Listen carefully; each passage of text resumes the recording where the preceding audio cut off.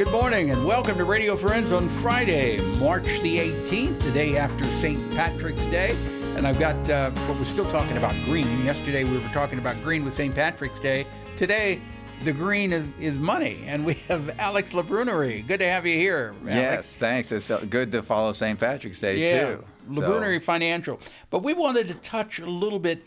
The market has been in a turmoil since the invasion of Ukraine. The market could use a little Irish luck right now. Yeah.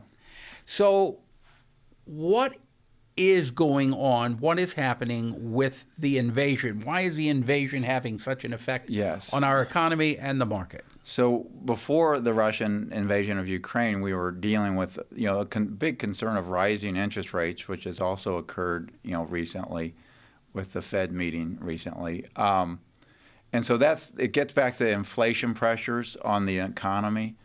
Paul, the rising prices of everything we have to buy, and energy prices are a big part of manufacturing still, and that creates more systematic inflation, ripples through the system like farmers have to pay more for diesel fuel than they make less money, or they have to charge more money for corn, or their products. They don't have a lot of say on what the market pays them. But anyway, it ripples through our costs as consumers and as businesses. So with the Russian oil reserves that are a big part of the global supply of oil, and the horrible invasion, and the West's having to use sanctions, this is really a challenge to the global economy, and we're just not sure if it's going to create a recession in the U.S. In the next year or two. So if a recession does occur, it could happen later on this year or next year? Would it be that far in advance? It could be, yes. Yeah. Could it be avoided also? Yes, that's what yes, it can. Yes, I mean we could. And what needs to happen for a recession to be avoided? The Federal Reserve needs to get inflation. Our Federal Reserve needs to get inflation back under 7% and see it steadily going down month by month to the month of August of this year. How does the Federal Reserve get inflation to go down? That's it. By one blunt tool is to raise interest rates.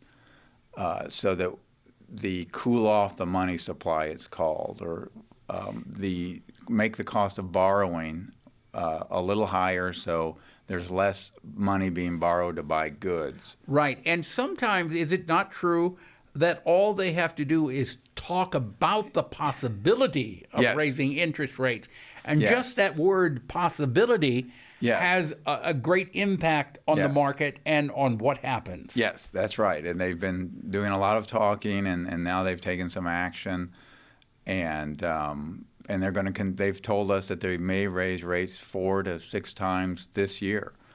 So this is going to become routine, and I think as investors and citizens we should hope that this cools off inflation, so that in 23 we have a decent economy. Okay, so if interest rates go up, that would help reduce inflation. Hopefully, yes. All right. But what is the problem with what are the other problems that come along with the interest rates rising?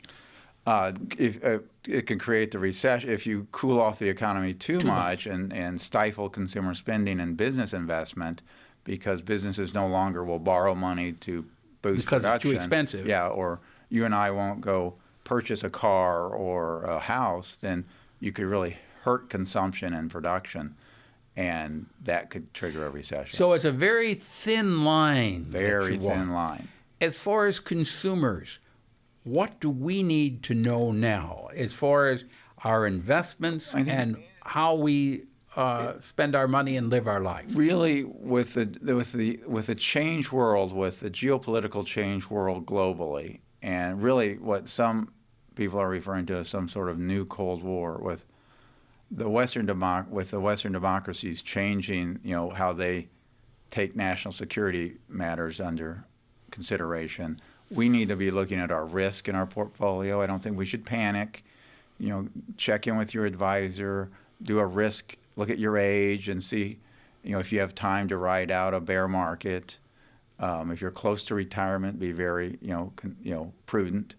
If you're young, you still have decades, so retirement, don't, panic. Could a bear market last for several years if one occurs? Yes. Are we heading towards a bear market right now? Most likely, yeah. And we've been in correction mode, but since January, it's been okay. The so market's down about 15%. There's a difference though between correction mode and a bear market. That's right. What's the difference? Length of time, basically. A bear market could be 18 months to 3 years.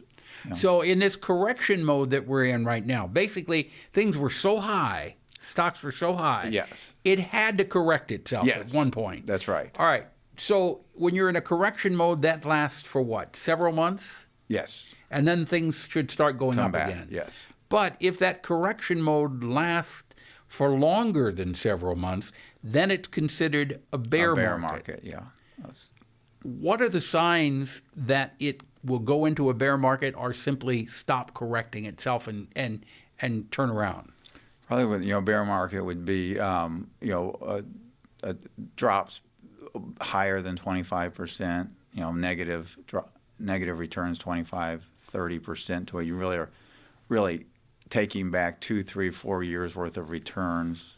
Yeah. Those are it takes years then to get back. Maybe to where it was. Yeah. Okay. And if you're young enough, you just ride that out. That's right. And if you're older, well, you check with your advisors. maybe you write it out then too. Yeah. Okay. Yeah. Thing is, you don't panic and don't make any rash decisions. Yeah. Don't make any rash decisions. Be thoughtful. Right. And things tend to work their way out over time. Yeah. If you want more information, you can give Alex and his people a call. Your number is? Here in Columbia, 573-449-5313. Okay. And they'd be happy to chat with you either on the phone or in person. On the phone or in person. Yeah, and if you go in on Fridays, you know what Friday is? What? Bow tie Friday. Okay. Come see us. So if you want to be in on Bow Tie Friday and you want to be part of the group, wear a bow tie in yourself. Okay? Thank you so much, Alex, for coming by. Thanks, Paul. Always a pleasure to have you here. And no matter how things start to look gloomy, sometimes you talk to Alex and you feel better. All right. Thanks, Paul. Have yourself a nice day. Something you'd like to hear or see, I'd love to hear from you. Drop me an email, pepperp@missouri.edu.